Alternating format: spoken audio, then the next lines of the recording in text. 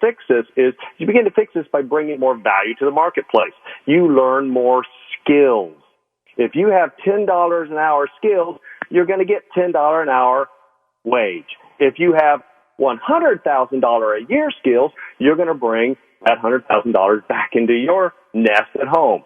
It's just like the farmer. If the farmer does not plant his seed in the spring, he has no right to gripe and complain about not getting a harvest in the fall. But if you plant the seed, makes sense. Yeah, it's what value you bring. It's how the marketplace works. It's true. Now, let me enjoy it, because there are people, largely through fault of their own, because they didn't pay attention in school. But sometimes bad things happen to good people, and I have a lot of empathy for those. It behooves us to make sure everyone who's capable, willing, and I shouldn't say willing, but everyone who's capable and able of working. Work. Exactly. We have a huge wage disparity in this country. We have the uppers, we have the lowers. Similarly, the middle is evaporating before our eyes if it hasn't already. And I'm about being fair, but also I think, as you said, you have to bring value to the equation. What is the value of your labor?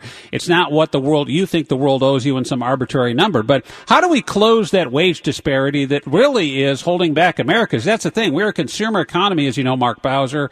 Most of our economy is dependent on me and you buying stuff, whether it's a $37 breakfast at Denny's, a pair of shoes, a car wash, whatever it is. How do we get more Americans engaged in the system?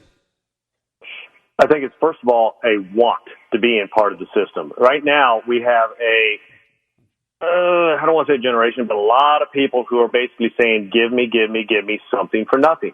It doesn't work that way. I'm all for taking care of the people who can't take care of themselves. Absolutely. That's what our fine. ministries are I'm for. good with that, yeah. I'm good with that too. But what we're doing right now is we're taking care of people, like you mentioned, who can take care of themselves, the able body. And what has to happen is we have to get back to how the marketplace works and bringing that value to that marketplace by learning the skills.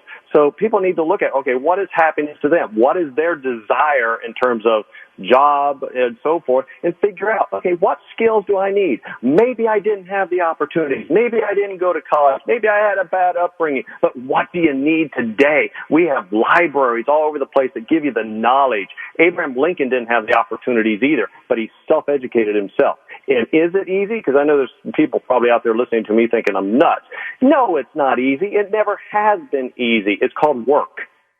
And work is what creates success. Well, what do you say, Mark, to people, for example, which is a large portion of America, the working poor? You have a husband and wife, you have a family. They're both working a job. Maybe a husband and wife, maybe both of them have a part-time job. Or maybe it's the reality that employers, because of health care, for example, are reluctant to make their employees full-time. You have to work a multitude of part-time jobs with no benefits in order to keep your head above water. And then, God forbid, you have a medical situation, which get to a certain age, and you will, that sets you back even more. What do you say to people like that, though? Because those are the people I'm worried about. I get that there are individuals who don't want to work. There's a poor work ethic. They think they should get $15 an hour for just showing up. I disagree with that. But there is a sizable number of Americans who are working their asses off and are not getting farther ahead. As a matter of fact, they're falling further behind. What about them? What can we do to fix that?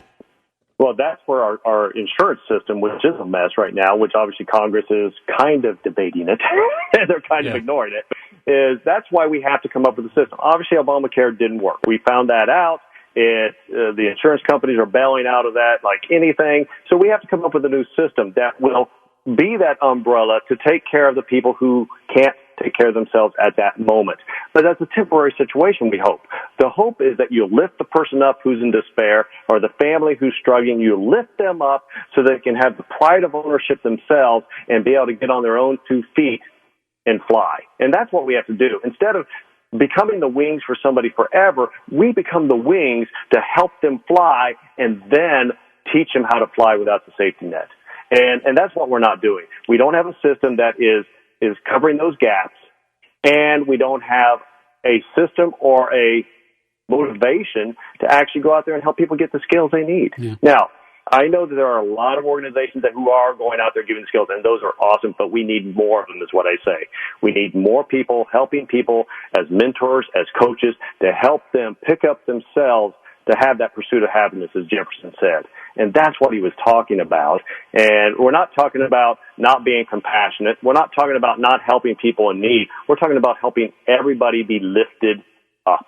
And that's the key. And then when that happens, the marketplace is better, too. Yeah, I agree with you. Streamline the system, make the jobs accessible, get people the training. There's a gap, though, between the jobs that we need filled and the skills that people have. And that's really what has to change. And I think it's also incumbent on the individual as well as communities to facilitate that change. His name is Mark Bowser. He's just up the road here, president of Empowering Enterprises, a corporate trainer. Thanks for joining us on the show today, Mark. Have a great day.